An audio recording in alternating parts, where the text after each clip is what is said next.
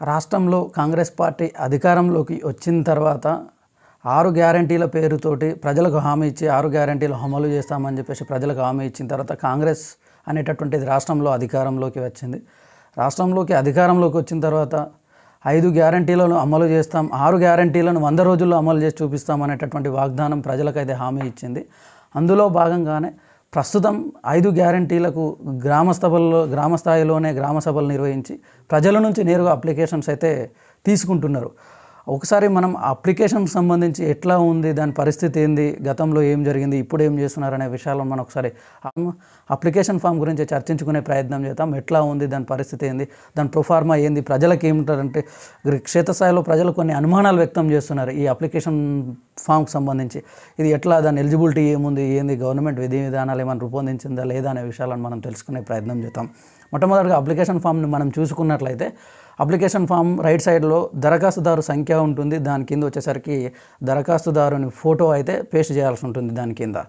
అదేవిధంగా ఇంకా దాని మిగతా డీటెయిల్స్ చూసుకున్నట్లయితే దరఖాస్తుదారుని పూర్తి పేరు రాయాలి, ఇంటి యజమాని పూర్తి పేరు రాయాలి. దాని కింద వచ్చేసరికి అట్లా స్త్రీ అయితే స్త్రీ, పురుషుడు అయితే పురుషుడు, ఇతరులు అయితే ఇతరులు మెన్షన్ చేయాల్సి ఉంటుంది. దాని కింద వచ్చేసరికి దరఖాస్తుదారుని యొక్క కులం మెన్షన్ చేయాలి. ఎస్సీ, ఎస్టీ, బీసీ, మైనార్టీ లేకపోతే ఇతరులు ఏదైతే క్యాస్ట్ ఉందో అది మెన్షన్ చేయాలి ఉంటుంది. దాని తర్వాత పుట్టిన తేదీ మెన్షన్ చేయాలి. దాని తర్వాత వచ్చేసరికి వాళ్ళ యొక్క ఆధార్ కార్డ్ నెంబర్ మెన్షన్ చేయాలి. ఆధార్ కార్డ్ నెంబర్ మెన్షన్ చేసిన తర్వాత కింద వచ్చేసరికి రేషన్ కార్డ్ నెంబర్. ఈ రేషన్ కార్డ్ నెంబర్ సంఖ్య దగ్గరనే కొంచెం సందిగ్ధత అనేటటువంటిది ఈ నెలకొంది. అది ఏంది అంటే రేషన్ కార్డ్ అనేటటువంటిది ఒక 2 రకాలుగా ఉంటుంది. ఒకటి తెల్ల రేషన్ కార్డు ఉంటుంది, ఇంకోటి పింక్ రేషన్ కార్డు ఉంటుంది. తెల్ల రేషన్ కార్డు అనేటటువంటిది బిలో పావర్టీ లైన్ కింద ఉన్నటువంటి వారికి ఇస్తారు. సంక్షేమ పథకాలన్నిటికీ కూడా ఎవరైతే బిలో పావర్టీ లైన్ కింద ఉన్నారో ప్రభుత్వం వాళ్ళకు సంక్షేమ పథకాలు అనేటటువంటిది ఇస్తుంది. ఇది జనరల్గా జరిగేటటువంటిది. కానీ ఇక్కడ ప్రభుత్వం అనేటటువంటిది ఈ కాలం లోపల ఎవరు ఎలిజిబిలిటీ అనేటటువంటిది తేల్చలేదు. అందరికి ఇస్తుందా లేకపోతే ఓన్లీ తెల్ల రేషన్ కార్డు ఉన్న వాళ్ళకి ఇస్తుందా అనే విషయాన్ని తేల్చలేదు. ఇక్కడ వచ్చేసరికి ప్రజలు కొంచెం ఆలోచనలో పడ్డారు. ఎవరికి ఇస్తారు, ఎవరు మేము ఎలిజిబిలిటీ కాదా, దరఖాస్తులు అయితే ఇచ్చారు కానీ అందరూ అప్లై చేసుకోవచ్చు, అందరూ అప్లై చేసుకుంటే అందరికి ఇస్తారా లేదా అనేటటువంటి ఒక సందేహం అయితే ఉంది. అయితే ప్రభుత్వం ముందే దీనిపైన ఆలోచన చేసి ఈ విషయాన్ని ఫస్టే వీళ్ళు ఎలిజిబుల్ కాదు అనే విషయాన్ని చెప్పినట్లయితే కొంతవరకు దూర ప్రాంతాల్లో ఉన్నటువంటి నుంచి వచ్చే వాళ్ళకి ఇది ఒక వెసులుబాటుగా ఉంటుండే. ఎందుకంటే దూరంలో ఎక్కడెక్కడో హైదరాబాద్లో కానీ ఇక్కడ వేరే రాష్ట్రాలలో ఉండి పనులు చేసుకుంటున్నటువంటి వ్యక్తులు కూడా ఉన్నారు. వాళ్ళకు కొంతవరకు ఇబ్బంది లేకుండా ఉంటుండే ఎవరు ఎలిజిబిలిటీ అనేటటువంటిది విషయాన్ని నిర్ణయిస్తాయి. ఇక్కడ ఈ విషయం నిర్ణయించకపోవడం వల్ల వాళ్ళు అంత దూరం నుంచి వచ్చిన తర్వాత అప్లై చేసుకున్నప్పటికీ కూడా మాకు ఇది వస్తుందా రాదా అప్లై చేసుకున్న తర్వాత అనే ఒక సందిగ్ధం అయితే ఆ దూర ప్రాంతాల నుంచి వచ్చే వాళ్ళు కానివ్వండి, ఇక్కడ గ్రామాలలో ఉన్నటువంటి వాళ్ళలో ప్రజల్లో కూడా కొంచెం సందిగ్ధం వ్యక్తం చేస్తున్న పరిస్థితి అయితే మనకు కనిపిస్తూ ఉన్నది. దాంతోపాటు దాని కింద వచ్చిన తర్వాత కుటుంబ సభ్యుల వివరాలు ఉంటాయి. అక్కడ కుటుంబంలో ఎంతమంది ఉన్నారు, వాళ్ళ పేరు, వాళ్ళ దరఖాస్తుదారులతో ఉన్న రిలేషన్ ఏంది, వాళ్ళ స్త్రీ అయితే స్త్రీ, పురుషుడు అయితే పురుషుడు, వాళ్ళ యొక్క పుట్టిన తేదీ, దాంతోపాటు వాళ్ళ యొక్క ఆధార్ కార్డ్ నెంబర్ అనేటటువంటిది మెన్షన్ చేయాల్సి ఉంటుంది. దాని తర్వాత వచ్చేసరికి వాళ్ళ యొక్క అడ్రస్ అనేటటువంటిది ఫుల్ఫిల్ చేయాల్సి ఉంటుంది. వాళ్ళ అడ్రస్ ఏముంది అనేటటువంటి అడ్రస్ రాస్తే సరిపోతుంది. ఇకపోతే ఇప్పుడు 5 గ్యారంటీలకు సంబంధించినటువంటి డీటెయిల్స్ అయితే ఇక్కడ ఇవ్వడం జరిగింది. అక్కడ ఏమున్నాయంటే ఫస్ట్ వచ్చేసరికి మహాలక్ష్మి పథకానికి వచ్చేసరికి ప్రతి నెల ఆర్థిక సహాయం 2,500 రూపాయల ఆర్థిక సహాయం ఎలిజిబిలిటీ కావాలి అనుకుంటే టిక్ పెట్టాలి. ఆ తర్వాత అదేవిధంగా వచ్చేసరికి గ్యాస్ సిలిండర్ యొక్క డీటెయిల్స్ అనేటటువంటిది మెన్షన్ చేయాల్సి ఉంటుంది. గ్యాస్ కనెక్షన్ నెంబర్ ఇవ్వాలి, సరఫరా చేస్తున్న గ్యాస్ కంపెనీ నేమ్ ఇవ్వాలి, సంవత్సరానికి ఎన్ని సిలిండర్లు వినియోగిస్తున్నారో అక్కడ డీటెయిల్స్ ఇవ్వాలి. ఇక్కడ మహాలక్ష్మి పథకం దగ్గర వచ్చేసరికి కూడా ప్రభుత్వం మహాలక్ష్మి పథకం కింద ఎవరు ఎలిజిబిలిటీ మహిళలుగా గుర్తిస్తుంది అనే విషయాన్ని ఇప్పటికి కూడా చెప్పలేకపోయింది. ఒక 18 సంవత్సరాలు నిండిన వాళ్ళకి ఇస్తారా, లేకపోతే వాళ్ళ కుటుంబంలో ఎవరికైనా పెన్షన్లు అట్లాంటి వాళ్ళు వస్తుంటే కూడా వీళ్ళకి ఇస్తారా, ఇవ్వరా, లేదంటే కుటుంబంలో రైతు బంధు పడుతున్న వాళ్ళకి ఈ మహాలక్ష్మి పథకం కింద 2,500 రూపాయలు ఇస్తారా, లేకపోతే భూమి లేని నిరుపేదలకే ఇస్తారా, ఎవరికి ఇస్తారు, ఈ మహిళలు ఎవరు ఎలిజిబిలిటీ ఈ 2,500 పథకానికి అనేటటువంటిది ప్రభుత్వం ముందే స్పష్టం చేసి ఉంటే కొంచెం ఈ గందరగోళ పరిస్థితి అనేటటువంటిది ఉండకపోయేది. ప్రస్తుతం అయితే ఆలోచనలో పడ్డారు పబ్లిక్ అనేటటువంటిది, ఇది మాకు వస్తుంది వస్తుందా రాదా అనేటటువంటి సందిగ్ధం కూడా నెలకొన్న పరిస్థితి కనిపిస్తుంది. దీనికి సంబంధించి ముందే కనుక ఫలానా వాళ్ళు మాత్రమే వీళ్ళ ఎలిజిబిలిటీ, వీళ్ళ గైడ్లైన్స్ ఇవి ఉన్నాయి, కుటుంబంలో ఇంతమంది ఉన్నప్పటికీ కుటుంబంలో ఖాళీగా ఉన్నటువంటి మహిళలకు మాత్రమే ఇది ఈ పథకం కింద ఎలిజిబుల్ ఉంటారా, లేదంటే ఏదైనా స్వయం ఉపాధి కింద ఏమైనా పనులు చేసుకుంటున్న వాళ్ళు కూడా ఉంటారా, అట్లాంటి వాళ్ళకు కూడా ఉంటుందా, లేకపోతే ఇంకెవరికి ఇస్తారు అనేటటువంటి విషయం అయితే ప్రభుత్వం ఇక్కడ స్పష్టం చేసుంటే ఇక్కడ కొంత సందిగ్ధత అనేటటువంటిది ప్రజలకు క్లారిటీ వచ్చే అవకాశం ఉంటుండే. తర్వాత రైతు భరోసా కింద రైతులకు ప్రతి ఏటా 15,000 రూపాయలు ఇస్తామని చెప్పేసి ప్రభుత్వం ప్రకటించింది. అయితే కాంగ్రెస్ ప్రభుత్వం అధికారంలోకి వచ్చిన వెంటనే 15,000 రూపాయలు ఇస్తామని చెప్పింది. అయితే ఎలక్షన్ డిసెంబర్ 9వ తేదీన రైతు భరోసా కింద ఎకరాకు 15,000 రూపాయల చొప్పున ఇస్తామన్నది. అయినప్పటికీ ఇవ్వలేదు. రాష్ట్ర ఆర్థిక పరిస్థితి అనుకూలంగా లేదు అనే విషయాన్ని ప్రజలకు వివరించే ప్రయత్నం చేసింది ప్రభుత్వం. గతంలో ఉన్న ప్రభుత్వం మొత్తం అప్పులు చేసింది, ఇప్పుడు ఇవ్వలేం పరిస్థితి అనేటటువంటి విషయాన్ని ప్రజలకు చెప్పి గతంలో వేసిన వాళ్ళకి కొంతవరకు వేసిరు, కొంతవరకు పాత లెక్కల ప్రకారమే ఎకరాకు 10,000 ఏదైతే రైతు బంధు ఉందో అంత వేసిరు. అయితే ఎంతమందికి వచ్చింది, ఏ లైన్ వరకు ఉన్నది, ఎన్ని ఎకరాల వరకు ఇచ్చిరు అనేటటువంటి విషయం అయితే ఇప్పటి వరకు చెప్పలేదు. అయితే రైతు భరోసాకు వచ్చేసరికి ఇక్కడ ఈ కాలంలో వచ్చేసరికి 2 ఉన్నాయి. ఒకటి రైతు ఉంది, కౌలు రైతు అనే ఆప్షన్ ఇచ్చిండు. కింద వచ్చేసరికి పట్టాదారు పాసు పుస్తకం నెంబర్ ఇవ్వాలి, తర్వాత వాళ్ళు ఎంత భూమి సాగు చేస్తారు అనేటటువంటి విషయాలు మనం తెలపాలి. అయితే ఇక్కడ రైతు బంధు, రైతు భరోసా అనేటటువంటిది ఎవరికి ఇస్తారు, ఎన్ని ఎకరాల లోపు ఉన్న వాళ్ళకి ఇస్తారు అనేటటువంటి డీటెయిల్స్ మెన్షన్ చేయాల్సి ఉంది.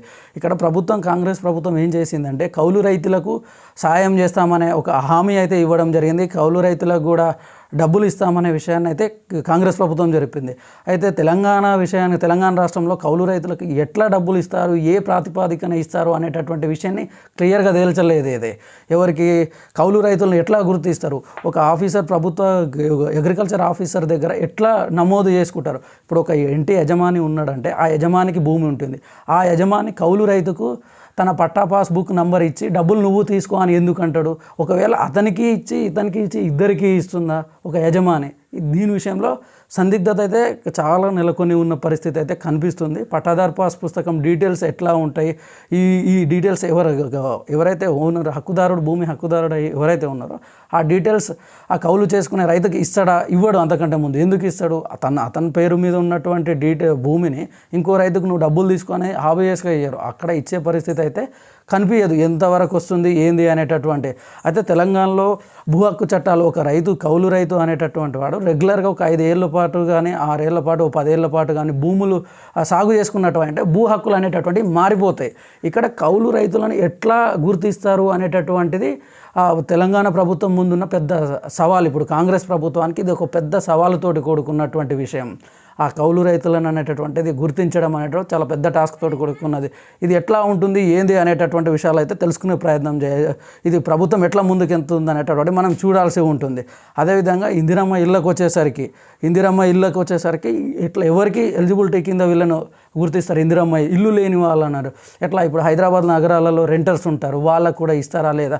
ఇల్లు అంటే ఇప్పుడు గ్రామాలలో ఉన్న వాళ్ళు ఉంటారు, ఆ గ్రామాలలో ఉన్న వాళ్ళు ఉంటారు, ఆ గ్రామాలలో ఉన్న వాళ్ళకే ఇస్తారా, లేకపోతే ఎట్లా ఏ ప్రాతిపదికన చేస్తారు అదంతా అనేటటువంటి విషయాన్ని అయితే మనం తెలుసుకునే ప్రయత్నం చేయాలి. ప్రభుత్వం ముందు ఎట్లా ఉంటుంది, దాన్ని ఎట్లా తీసుకోబోతుంది, ఆ విషయాలన్నిటినైతే మనం.